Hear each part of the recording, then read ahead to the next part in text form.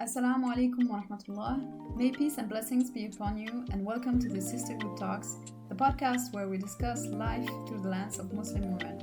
My name is Sarah, one of the three co-hosts, here joined by Haleema and Nadia. Thank you very much. In today's topic, we'll discuss nowadays beauty standards for women and how does this affect and shape Muslim women in particular. This is a very important topic because it is closely related to women's self-esteem, self-image, and confidence. And there is nothing wrong with wanting to be beautiful, to present yourself in an elegant way. But industries have understood this very well, and they're setting trends that are making women feel anxious and chronically dissatisfied with their self-image, to the point where a lot of women now feel anxiety, feel depression, are not confident enough to step out of their doors, to go outside and go on with their lives, because they don't feel beautiful enough, they don't feel pretty enough, presentable enough. Unless they're wearing the last trend and full makeup, they don't feel confident. They don't feel worthy enough to be looked at and to have conversations. And this has become quite tragic. So not only women are unsatisfied with themselves, but they are also completely confused about what beauty means, what it really is. Today, we're going to attempt to answer and redefine this meaning of beauty. What's a beautiful woman? What is real beauty? We have to be conscious that the definition that we have today of beauty for women is that bombshell that is provocative, that is sensualized, that is showing herself to the world and screaming for attention. When usually we say this is a beautiful landscape, this is a beautiful child, we intend something much different. Beauty can be quite calming and soothing. Instead of that, we have trends that are set to show us that beauty is something that is quite provocative and is powerful and strong, almost the contrary of peace. Yeah, assalamu alaikum. Thank you very much for the introduction. I think it's definitely very important to talk about beauty standards because it not only affects, well, obviously the world around us, day-to-day life, but because of it, it's had implications in the Muslim communities. I think it's a very prominent reason why there have been issues in countries with imposing the hijab or with the abaya ban that's currently going on in France. Um, you know, I think first of all, it of course stems from this ideology in the West where there isn't, a sense of morality, objective morality. People change laws however it fits to them. How women are seen nowadays are definitely way different than how, they were seen, let's say, 100 years ago, maybe even 50 years ago.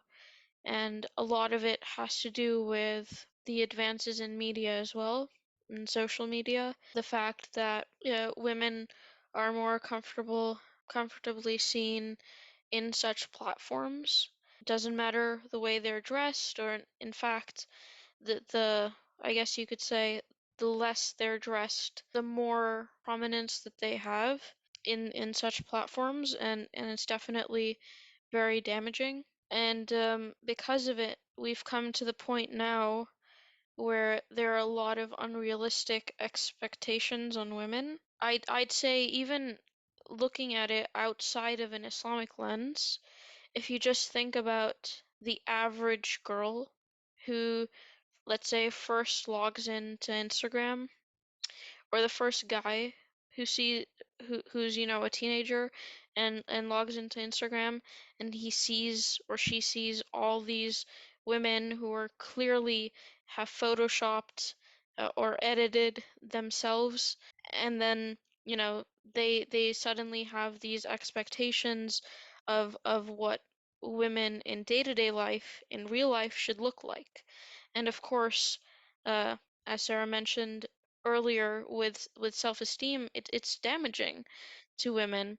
and it's damaging to not only women but also the guys, because that's what they then expect, which is impossible. And that's just the beginning of how toxic it. What do you think, Nadia? Yeah, I definitely agree with that. It is damaging for both genders, both men and women. And these beauty standards also set sort of a standard in our minds for our future spouses. If you're a woman, you are expecting a certain type of a man. And if you're a man, then you're expecting a certain type of a woman. And this is usually not the case when you think about it, but it just creates these false standards, and it is damaging for both genders, like you said. And also, I agree with Sarah. It is really important to define what beauty is. If you ask me, I mean, this is going to be a little cliche, but the true beauty is seriously what people have in them rather than their looks or just a piece of clothing that they put on or the makeup that they wear. Those are not the things that make one person like beautiful.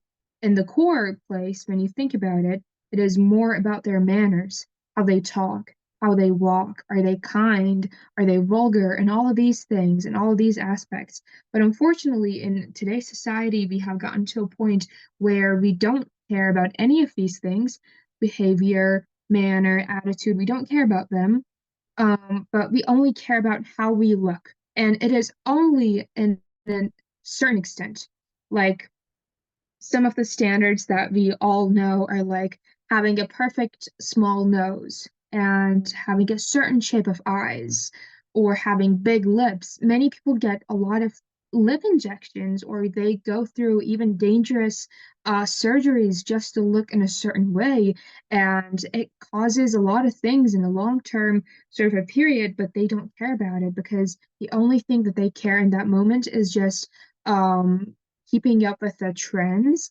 And for this, I would just say it is really important who you are following on social media, especially who you are looking up to, who you are listening to, who you are watching. And it's important to take a look at the people who set these standards. I mean, if you're following Kardashians, it is no surprise that you're possibly or probably going through a beauty surgery, quote unquote beauty surgery, which is nothing but just fakeness. It just adds fakeness. Like you see these women can't even have mimics in their faces when they're laughing. You can't tell if they're laughing or crying because they have so much in their face, so much injection, just so many of that fakeness. And I really don't like that. And yeah, Haleema, you're gonna add something to it?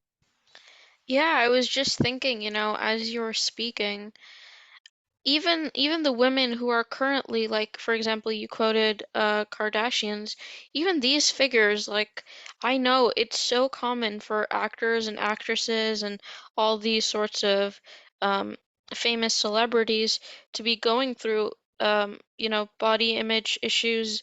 They possibly have eating disorders.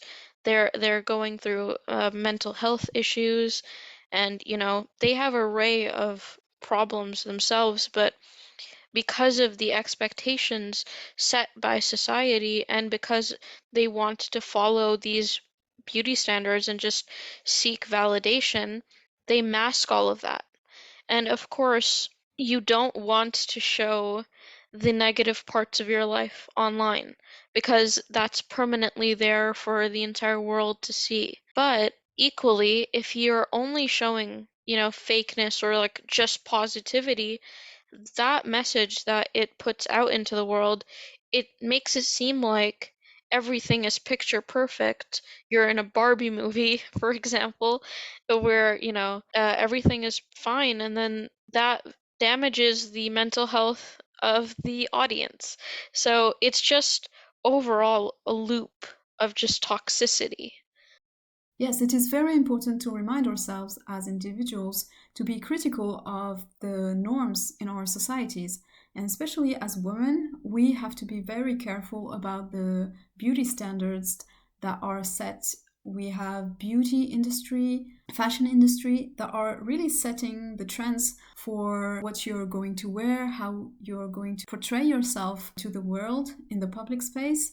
And we have to be very aware of that. As a human species, we tend to follow the majority of people. So when somebody sets a trend, everybody starts wearing the same thing. So this is how the beauty industry and the fashion industry is working. They're using this aspect of our human psychology to set trends. If suddenly everybody is wearing green, going to be wearing green. So there is no problem about this in itself when it suits you. You have to ask yourself, is it benefiting me or is it not? And is it benefiting an industry that is making money out of my well-being? As women, of course, we have a tendency to want to be beautiful. We want to be elegant. We want to present ourselves in a good way. But at the same time, who said that we wanted to be provocative or sensualized or even sexualized? Nobody wanted that really. But these industries are pushing that agenda further and further. And coupled with the industry of music, the industry of cinema, you find that it became very trendy to be dressed as almost as a prostitute. And when you're wearing something that is more traditional, it looks weird, it's old-fashioned, but it is far from being the reality. In fact, when you look at a woman, a traditional woman, I'm not even speaking about a Muslim woman, she can be like from any background, any religious background. When she's wearing modest clothes, she looks elegant, she looks refined, and there is a sort of peace coming out of that person. Peace, calm, and real beauty, natural beauty, as you said, Nadia. It is important to remember that the standards that are set by some industries are only there to make us feel less worthy, only there to make us buy more of their products, more of their clothes. But in reality, we never feel fulfilled or we never feel satisfied wearing those type of clothes or wearing this type of makeup. And that's why we try to change it by something else. But you have to know yourself. And once you know yourself, you know what is good for you, what is benefiting you and your family, how you feel respected, and how you respect yourself dressing in a certain way, that's when you will feel elegant. You will be yourself and it will show in your attitude. The beauty, the real beauty comes from one's manners and attitude and how they treat people. And on top of that, of course, looks play a role in our beauty perception. But for me, I think the most beautiful is the most natural one. So personally, I don't like crazy makeup looks, or I don't like anything that looks fake or unnatural. I just really love when people are expressing their own natural beauty. And that's just what I see as beautiful. And also, when I think of a beautiful woman, I think of a feminine woman who embraces her femininity, who speaks with a low tone in her voice, and who is always trying to be more kind when she's speaking, when she's walking, when she's talking, just whatever she's doing. She always has that feminine, kind attitude towards everybody. She's understanding, and all of these good traits in terms of her personality. And also, when I think of looks of this feminine woman that I have in mind, a beautiful woman, I also think of a Muslim woman who is covering her beauty and who chooses to show her beauty to the one who actually deserves it. And for that, I would just say a modest feminine Muslim woman is the most beautiful woman to me, and who just wears, like flowy abayas and long dresses and beautiful hijabs and all of that. And about the women that we see on social media, especially the Muslim women who are objectifying themselves to some extent, I pray for their guidance. That is really not permissible in Islam. I mean, some people may argue that the permissibility of showing your face online. I think it's not permissible and I think it's haram. but maybe some people would say, oh, but there are some women who give dawah and they're showing their face. Maybe that has a different ruling. I don't think that it has, but let's say it is. I still don't think it is permissible to show your body, to show your face. These famous hijabi influencers, they go like, oh, fit check, outfit of the day. And look what I got. This abaya is from this store. And, all of that stuff. I think that is just not permissible. And I really pray for their guidance. And whenever I see them, I just go like, astaghfirullah, because that is not good. And we talked about the self-esteem thing. If somebody is doing this, and I think Haleema said it, yes, as nature from our fitra, as women, we are seeking attention in a way, and we want that attention to be given us, and we want to show the prettiness that we have, the beauty and all of that stuff.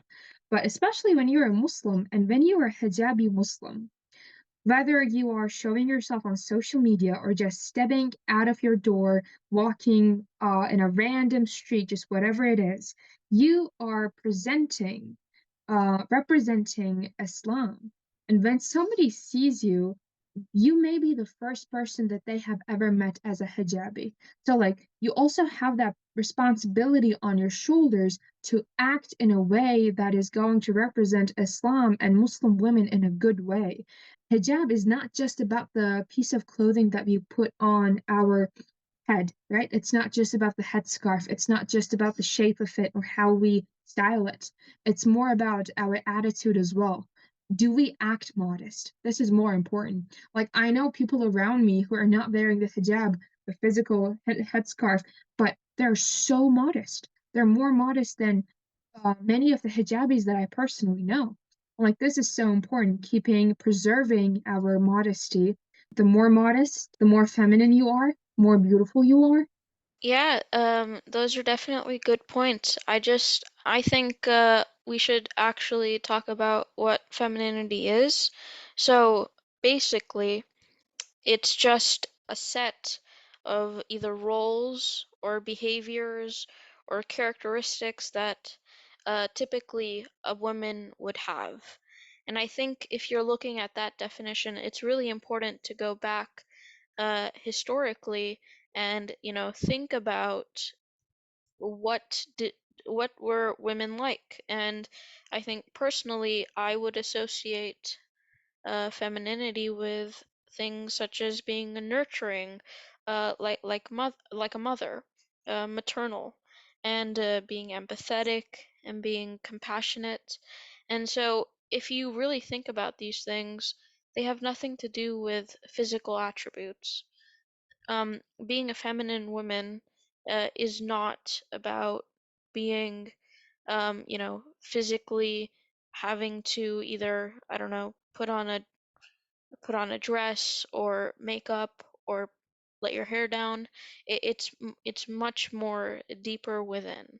Being feminine, or what we call femininity, it's not unidimensional. We're many things. We can be a mother, a sister, a lover, and all of those aspects are a part of us as women. And what happens in our modern world is that we only look at feminine women as only a body to be proud of, to show off in the public space so they can get attention and seek validation with this. For me, being a feminine woman is, first of all, to be, as we said, it has many aspects, but first of all, it is being calm.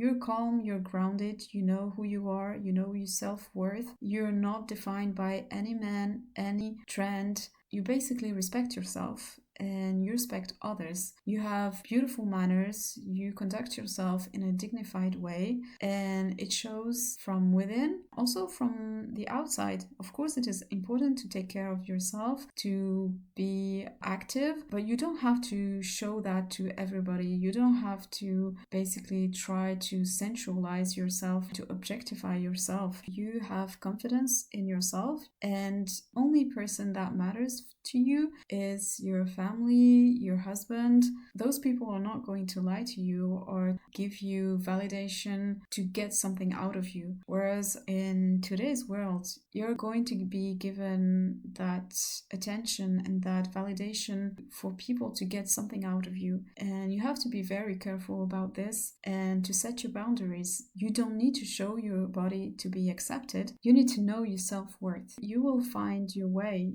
Allah is going to give you the right person that is going to take care of you. Allah is already taking care of you.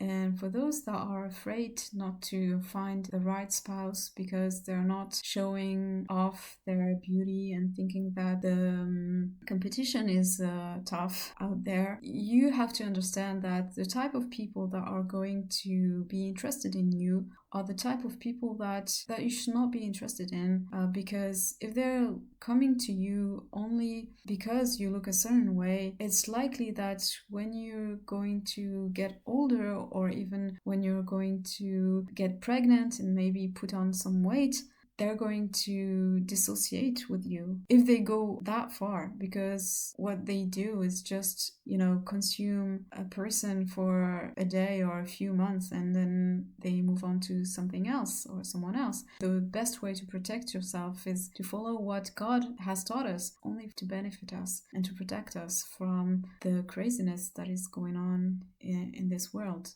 And please don't be fooled by that message of feminism that the more you show your body, the more you're powerful, the more you're in charge of yourself. It is only the contrary that is happening. The more you're showing your body, the more you're objectifying yourself, the more you're degrading yourself. Whether we want it or not, this is how our society works. This is how morality works. When you showing something that is supposed to be in the realm of intimacy and private space, when it is in the public space, it becomes something vulgar and people are going to disrespect you for it. So you have to be very careful about that message that is given by the feminists on this aspect.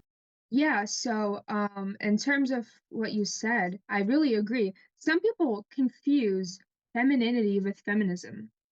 So just because they sound similar, they're not really actually anything close to even, being similar or anything like that. It is really interesting that some people actually think that it's about feminism as well. And like you said, many people understand that it's about being fearless and being a boss babe and all of that stuff. But it really doesn't have anything to do with those things. In fact, it is maybe complete opposite of it. Because if you're feminine, you're most likely going to be modest. And being modest means that you're not going to be seeking for attention like that in that way. You're not gonna do that. You're not gonna publicly go and literally do things that is going to scream, "Oh, hey, look at me. Just give me attention," you know? Some people are like that nowadays. From the way that they dress to the way that they talk, they literally scream that I want attention. Look at me. It's not like that. And feminism is a really interesting topic. I think we will have to discuss that in another whole complete different episode. I just want to touch on that. It is a very destroying thing, and you don't really need that. And you think about it. When you have the Islamic values in your life, you don't need anything like feminism. And for men, it's the red pill nowadays. You don't need red pill either. You don't need any of them. You just need Islam in your life to set the boundaries for you. For how do you talk to the opposite gender and all of that stuff? How do you behave and everything? And like I've defined before, just femininity is about being modest, being kind, just that feminine energy, because we're two different beings as two genders. A man and a woman are completely different. A woman is more feminine by nature. She can't be masculine like a man is, and a man is more masculine by nature than any woman. And this is important, and this is what we are attracted to in the opposite genders and relations as well. Like as a woman, you would be attracted to a more masculine energy, and as a man, you would be attracted to a feminine energy. So yeah, it's important to keep these separate, and I'm sure we're going to be talking about this more on the gender roles episode.